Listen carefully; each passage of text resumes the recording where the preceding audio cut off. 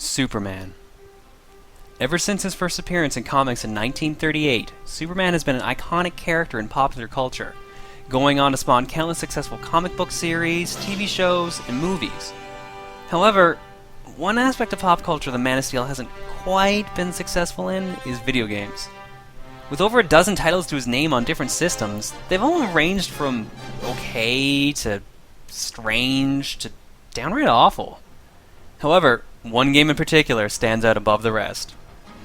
In 1999, a French software company named Titus Interactive released Superman for the Nintendo 64, better known as Superman 64. Plagued by glitches, bad controls, and many, many other problems, many consider it to be the worst game on the Nintendo 64, if not the worst game of all time. Now, knowing this reputation, I'm here today to play through the game in full and show it off to you all. I mean, it can't really be as bad as people say, right?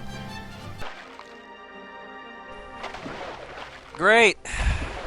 Just great.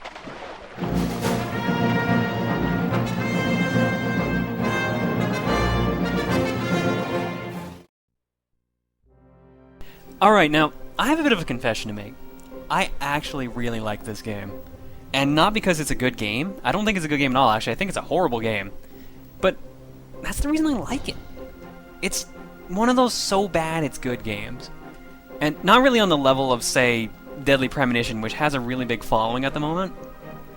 But it's one of these weird games where you try to play it and see how much stupid stuff you can do in the game, how easily you can break it, and how badly the game was made in the first place. Here's a perfect example. I've loaded up the demo here. So, you watch the person, assuming this is a tester from Titus, someone who's actually supposed to be, good at this game, or either made the game. Now they start perfectly fine, they're going through all the hoops. And then at some point they screw up and they miss a ring. They're trying to save face. They're like, oh, we're going to look around Metropolis. We're going to look at the Luthor Tower. Look at all that green. So much green. Get used to that color. But they try to save face here. Now, they're going to go back and try to go for the rings again. But the problem is, they get stuck. And they can't get out of that. And they left that in the demo reel. This is what's supposed to sell you on playing the game. And they just left it in like idiots. And it just shows the quality of the game that we're about to go through right now. So let's just sit back and enjoy the ride. In short time, your fate will be sealed, Superman. That's like one of the 3 voice clips in this game. And here's the riveting story. You will never see this in any other comic book, that one line. Then there's no time to waste. Are you motivated to save our friends? Now, in case you weren't, in case you couldn't understand the story, they put a story option in the menu, in the start menu. You pause the game, and you can read the story at any point, and it has this awesome sound effect it plays, too. Just pumps you up to fight Lex Luthor. It's just great. But there's your story, there's your controls, and there's your superpowers, which are the biggest tease ever, because you try the buttons right away as soon as you see them, and you notice they don't work.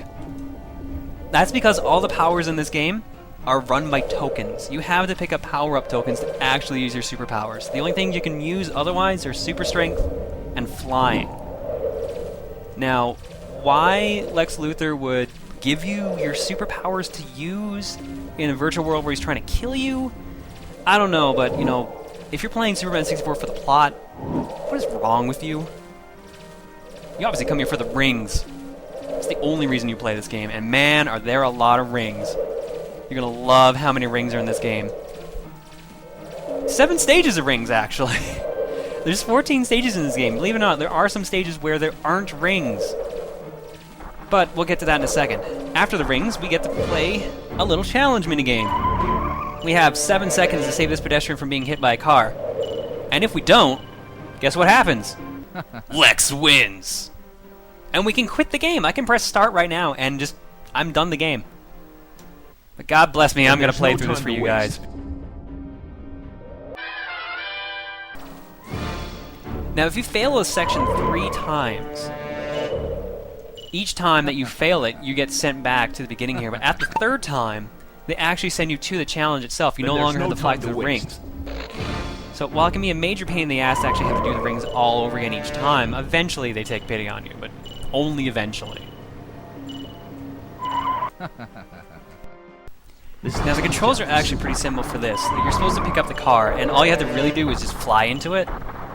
But that means just holding down the B button. And if you pick up a car just before it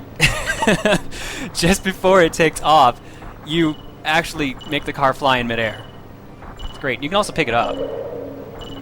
But I saved the human, so we get to move on back into the next ring section.